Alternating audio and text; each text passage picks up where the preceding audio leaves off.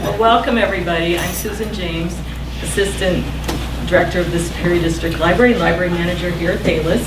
I want to thank Ray Bauer for speaking tonight, Friends of the Library for help with refreshments, and I wanted to mention another event here Thursday night.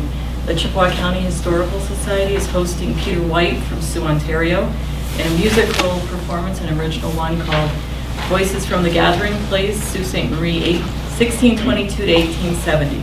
So you're welcome to come Thursday night here at 6:30. And there's more information in our newsletter at the back. And if you haven't signed in, please do, and we'll explain that later.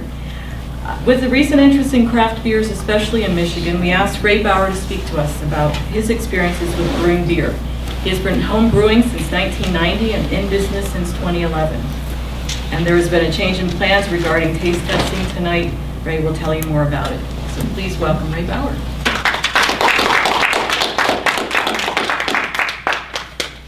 Thank you. Yeah, sorry about the misunderstanding regarding the taste testing. After talking to the liquor control officer of the UP, he explained to me that we were not allowed to actually have taste testing here at the library, but what we will do is there is a sign-up sheet, and if you sign in the sign-up sheet, and if you've been in the brewery, I'm sure that you realize that we do offer some small taste testing, and that we will, usually we limit that to 2 taste tests, or you have to buy a flight. But if your name is on the list, and I plan on going back to the brewery if anybody else wants to go and talk about beer, etc., after this event, that if your name is on the list, you can sample all 9 of the beers that we have on tap now. So you won't be just limited to 2. You can have a sample of any of those, and can we leave now? Hey, no, Scott, the list isn't there yet.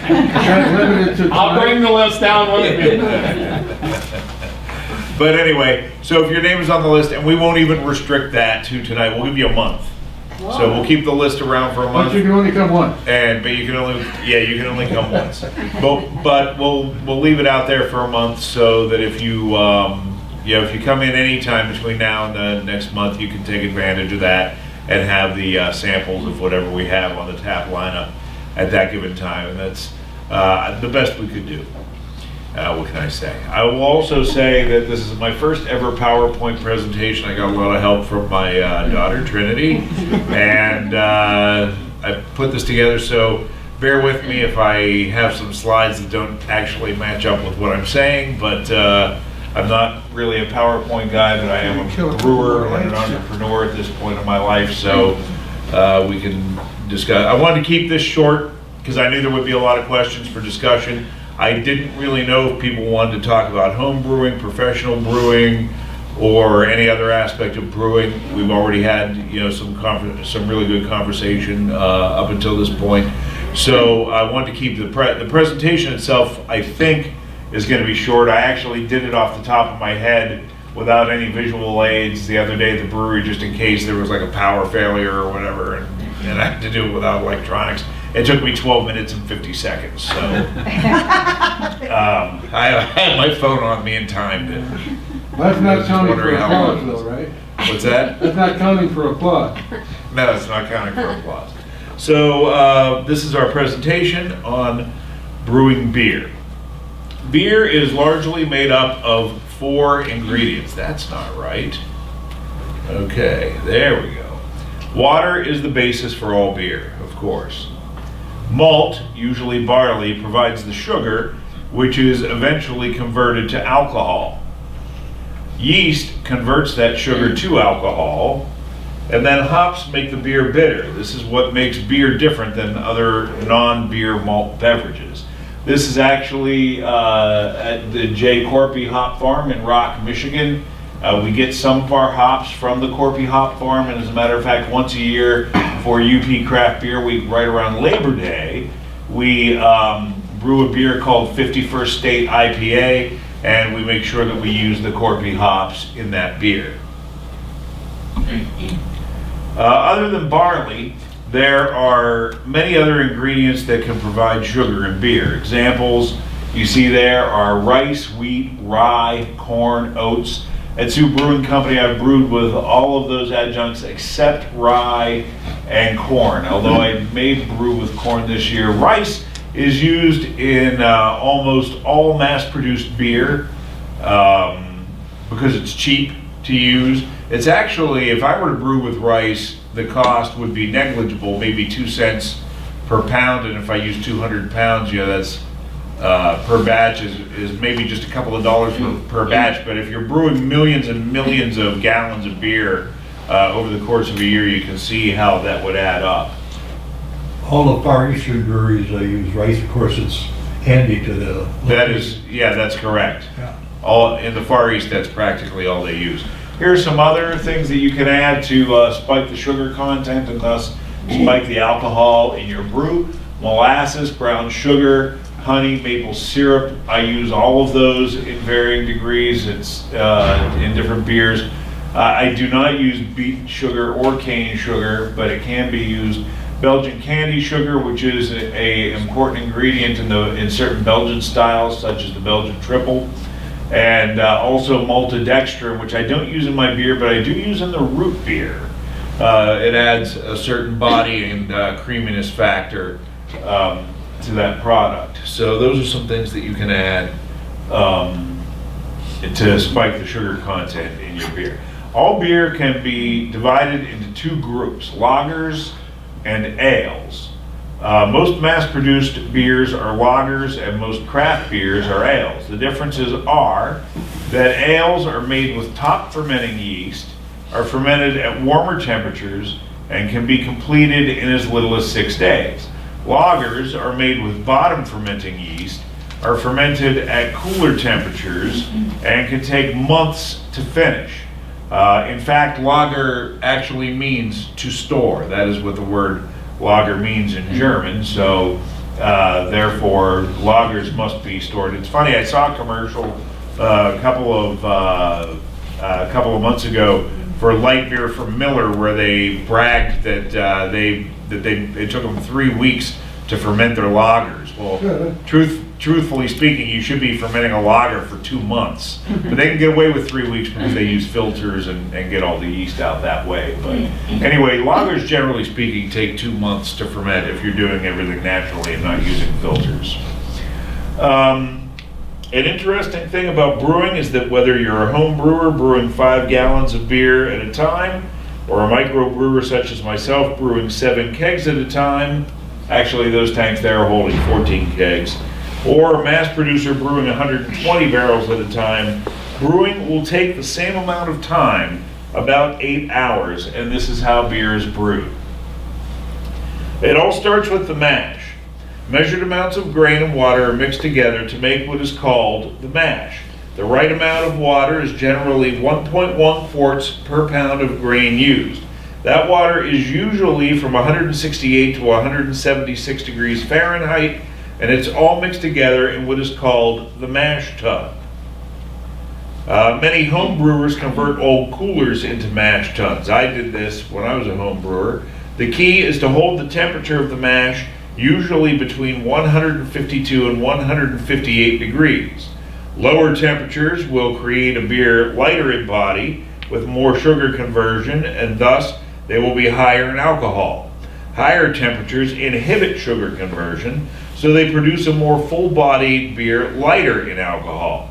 Depending on the beer, mash usually lasts 60 to 90 minutes. When the mash is done, many brewers do something called vorlaughing. Vorlaughing is recirculating the liquid over the grain bed to compress it. This is done in the lauter tun. I did actually take a picture of my lauter tun, but I don't think I included it in this presentation. If we stop at the brewery afterwards, I'll be glad to hold it up and show it to you. But a lauter tun is a glorified strainer which allows the liquid through, but holds the grain back. Professional brewers use a pump to recirculate the liquid.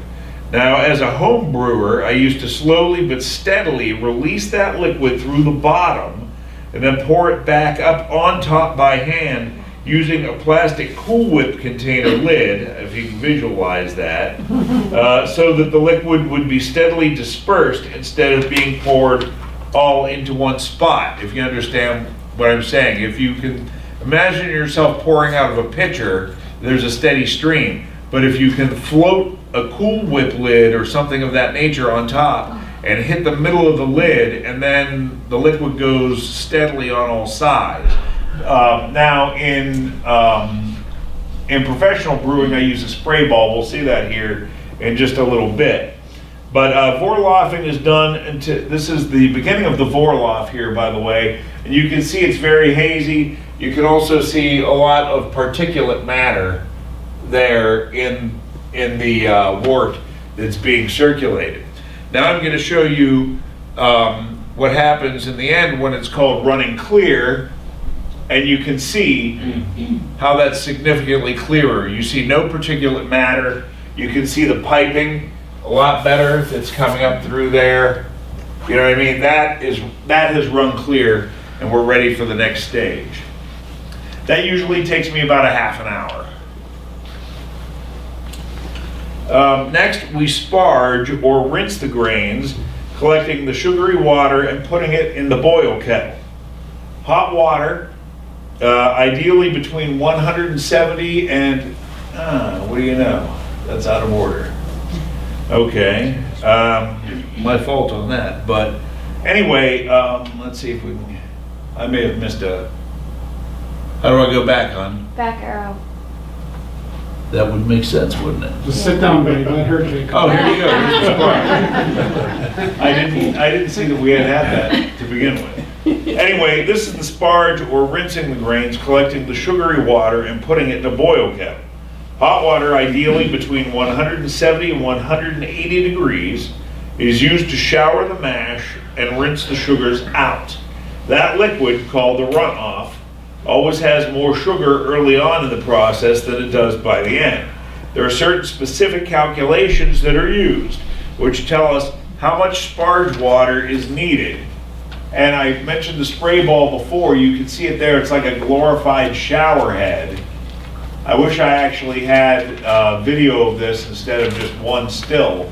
But here's the spray ball there. Water comes out, and that will spin and spray the water in all directions and equally spray that grain with water. You should, whether you're professionally brewing or home brewing, if you're sparging, the ideal situation is to keep about 3 inches of water above the bottom, or above the, top of your grain bed. Anyway, depending on how much beer you're producing and how strong you want the beer to be, that the amount of your sparge water will vary. Now, many beginning brewers skip all of these first steps and use extracts, which are liquids and powders which are made by malting companies and can be added directly to water, which saves you hours of time and lots of work. All the process that I talked about up until now can be skipped if you're using extracts. However, when home brewers switch from extract brewing to all grain brewing, most of them regret not doing so sooner.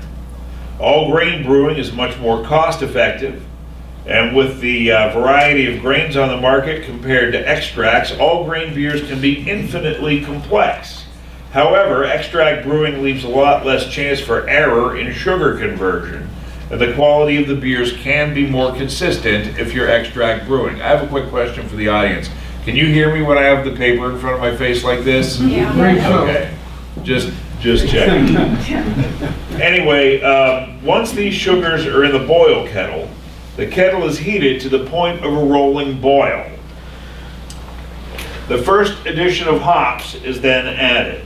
The earlier hops are added to a boil, or the earlier hops are added to a boil, the more bitterness is extracted, but there will be less hop flavor and aroma. As hops are added later in the boil, more of the flavor and aroma of the hops is retained. Almost all beers are boiled for a minimum of 60 and a maximum of 90 minutes. A good time to add hops for flavor is with about 15 to 20 minutes left in the boil. For the aroma, hops can be added anywhere from the last 10 minutes to the very end. Most beers have 2 or 3 hop additions. Some have only 1, And there are other beers known as 60-minute IPAs that have 60 hop additions. I have a beer I brew where there are 13 hop additions. I think that's the most I've got. There are about 80 varieties of commercial hops available, not including experimental varieties and hybrids, which are always coming out. But at the brewery, I tend to use the same 15 varieties usually.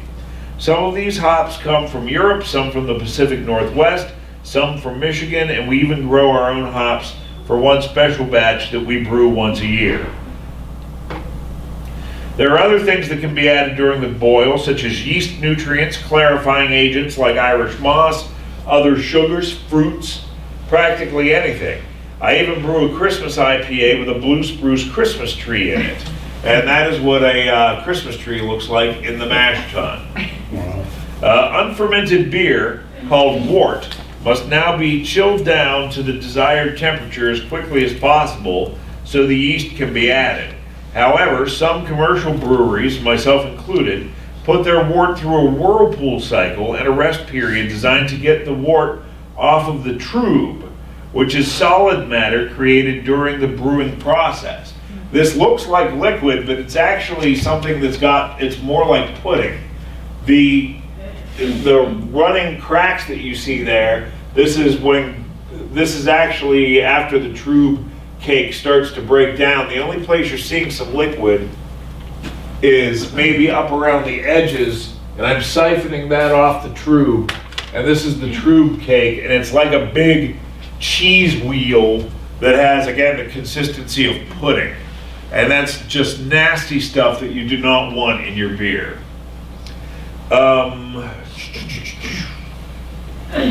Trub can impart off flavors and is generally considered undesirable, which is one reason why professional fermenters have the conical bottom. If you've ever seen a professional fermenter and you see that it's cone-shaped at the bottom, that's to get the beer off the trub.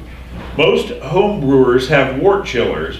Professional breweries use heat exchangers, and there's mine. When I was a home brewer, believe it or not, if you do home brew, I never ever bought a wort chiller, and I brewed hundreds of beers without a wort chiller.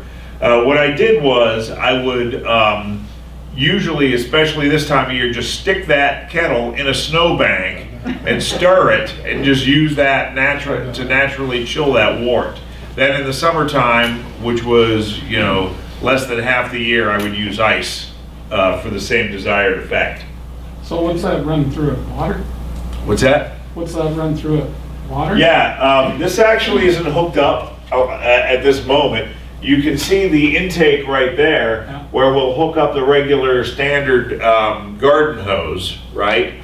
And the water in Sault Sainte Marie right now is running at about 38 degrees out of the tap. It was actually 38.6 this morning. And what you're seeing is that the, where's the arm? There it is. The beer is coming, the beer is coming through this arm and into the chiller.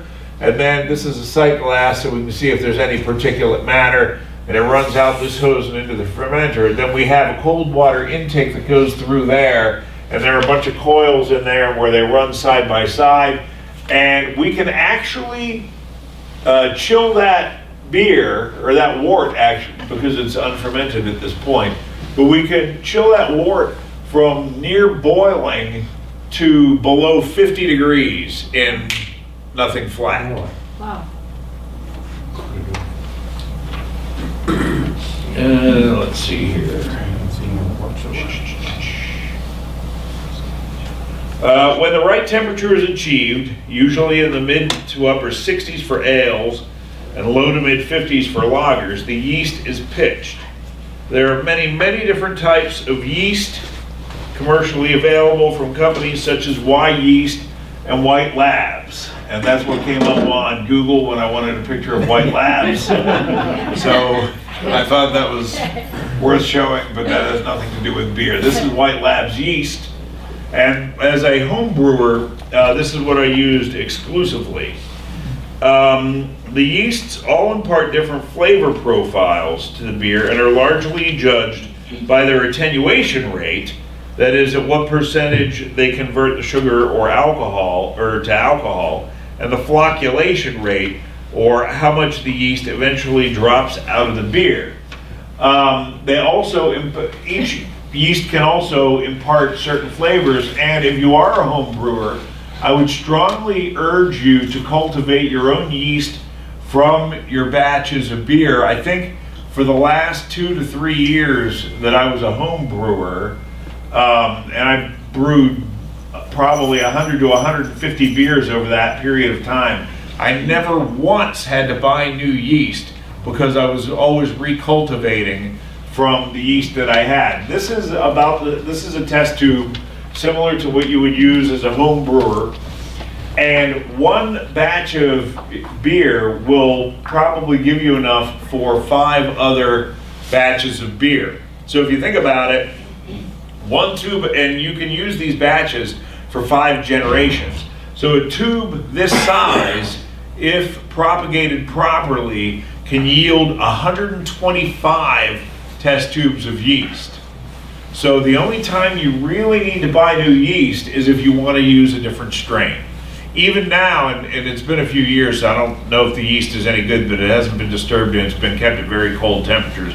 But I have certain strains of yeast that I liked as a home brewer that I have in my basement refrigerator, I think even now. I don't use them as a professional brewer because I don't have enough. The pitch for me is like a 500 milliliter. If you can imagine, a fifth of liquor is 750 milliliters, so about 2/3 of that, and it cost me several $100s for a pitch that size. So anyway, that's pretty much the yeast story for home brewers. Some beers, such as the Bavarian wheats and many Belgian styles, known for their yeastiness, and yeast is a large part of the flavor of that beer. Yeast is actually very good for you, containing large amounts of vitamin B complex, especially B12. Health food stores even sell what they call brewer's yeast, which is recommended for some pregnant women and others. So yeast is very good for you. As healthy as that yeast is, it is still desirable to get rid of a good bit of it after it's dropped down into the cone. And the yeast that drops down is mainly dead, but not all of it is.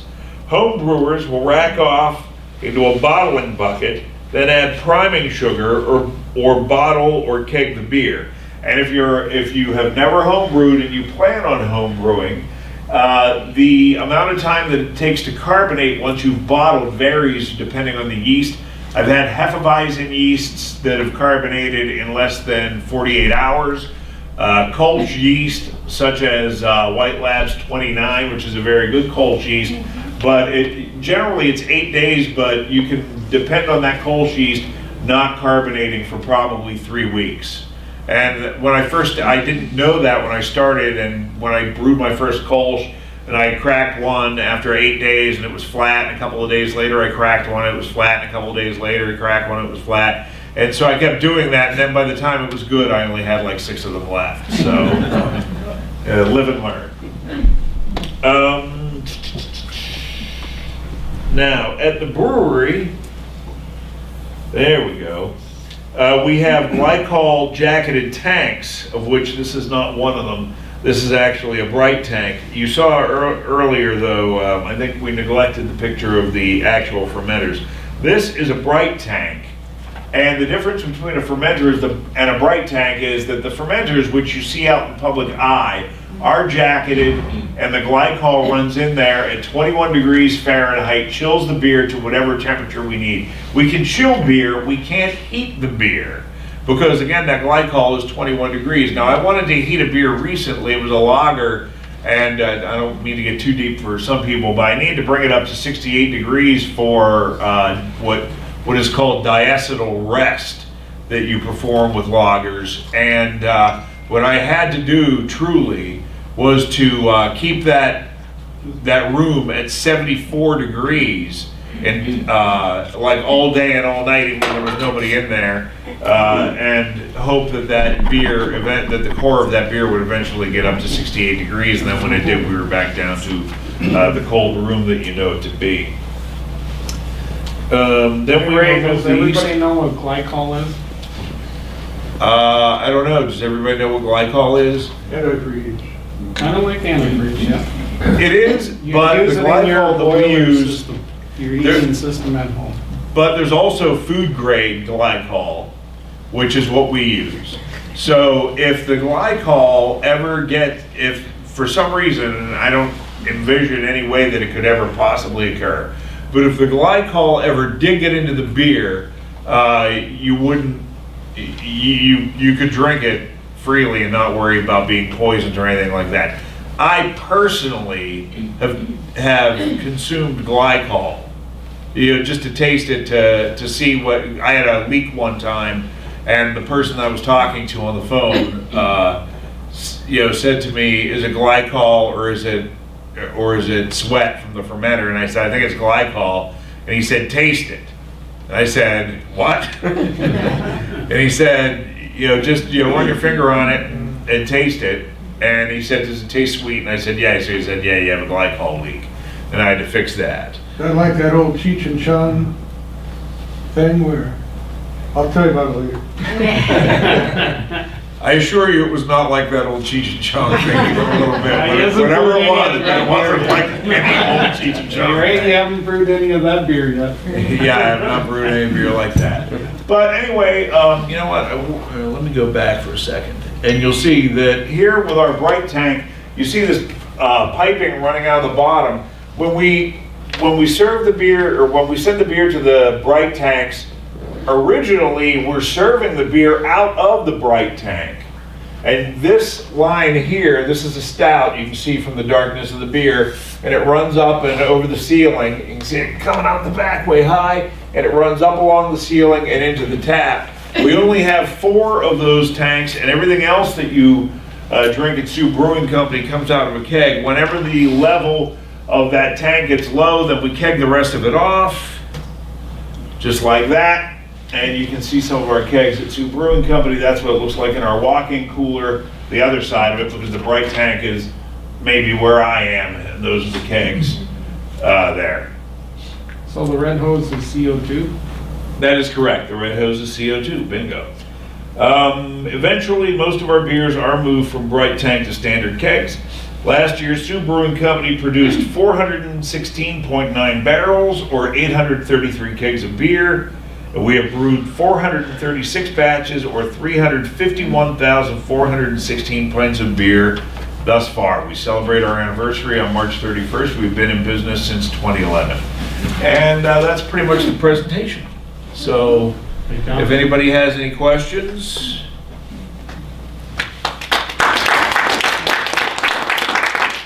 Would you do anything different? What's that? Would you do anything different? Then I have. Yeah. Well, actually, I do. You know what I mean? And as we strive to produce better product, we figure out ways to drop more yeast out, better ways to dry hop. Here's a good example, and again, I don't mean to get too advanced for people, but does everybody know what dry hopping is, or no? Dry hopping, and this is usually done with IPAs, but you can do it with other beers too.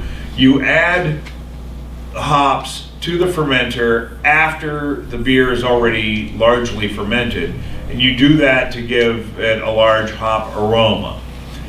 And generally speaking, if I'm dry hopping a beer, I'll put in 3.5 to 5 pounds of hops to dry hop. And I had a conversation with a guy named Ray Sherwood. I don't know if any of you are familiar with Sherwood Brewery down in the Detroit area. And he told me that he likes to dry hop about 1 pound at a time over a period of days, because these hops, as you saw, are largely, but not always, pelletized. If anybody wants the recipe for Ray's Dry Rye, there it is. This is what Beersmith looks like, if you're interested in beer creation programming. Anyway, and I tried it and I didn't see any real difference, and I thought to myself, every time I open the fermenter, I'm running a risk of infection, so it's probably best if if I just dry hop all at once. And I have on my phone, I wish I Drop would some have money waited. there. What's that? You dropped some money. Oh, thanks. I probably wasn't gonna say nothing. I could've got a free beer at the brewery. I got three free beers at the brewery. But, there was, here we go. I can pass this around as long as you promise not to steal my phone. That, what will happen is the pellets will expand in the tank and come and back up and back through the blow-off tube. The blow-off tube is the tube that's necessary because a certain amount of CO2 is created during the brewing process, and you absolutely need to release that CO2 or you risk an explosion, right?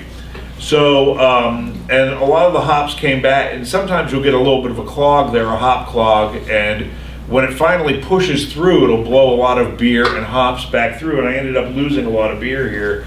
So because we end up losing some hops when we dry hop 5 pounds at a time, I've decided that Ray Sherwood's way is best, and then I'm going to continue to hop at like I think all you need to do is push play on the phone.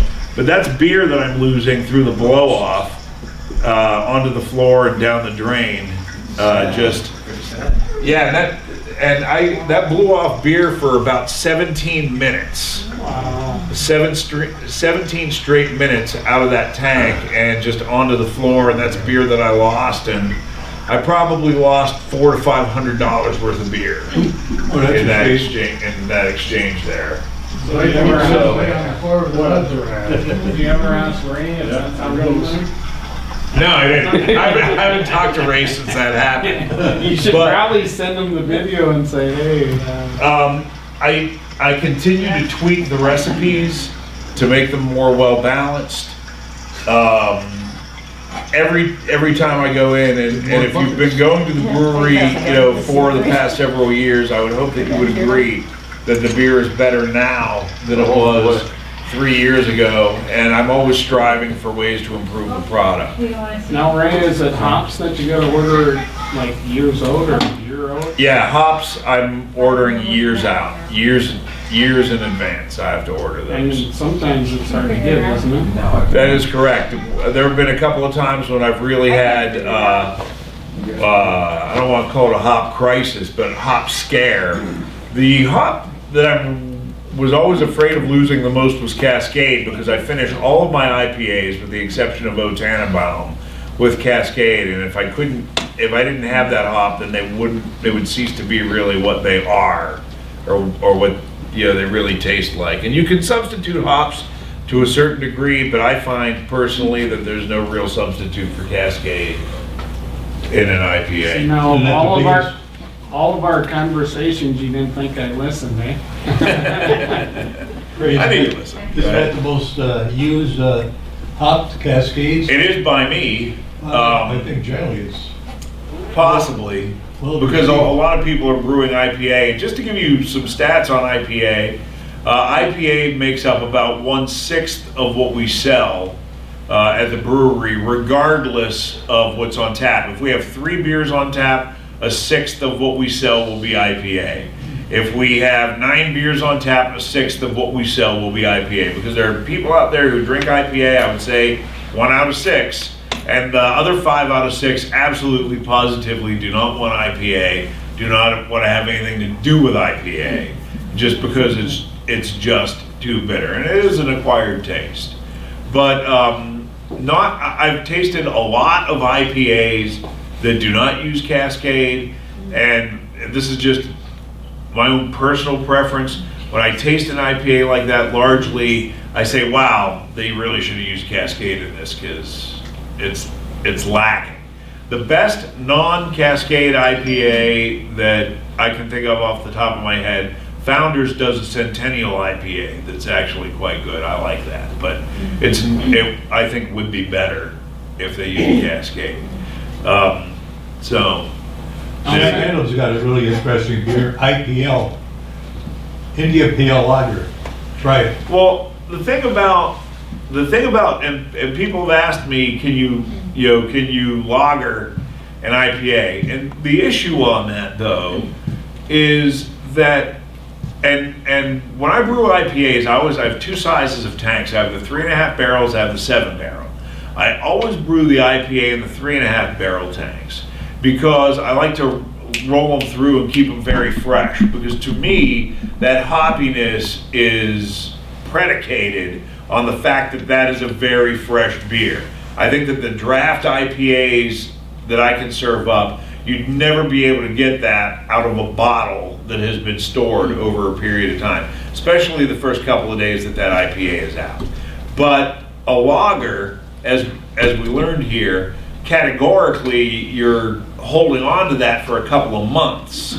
So therefore you're gonna lose that freshness. You can still have the bitterness and you can still have hoppiness, but it won't be that freshness that you're used to out of an IPA. I mean, I'm willing to try it, but from a cerebral standpoint, it doesn't make sense to me.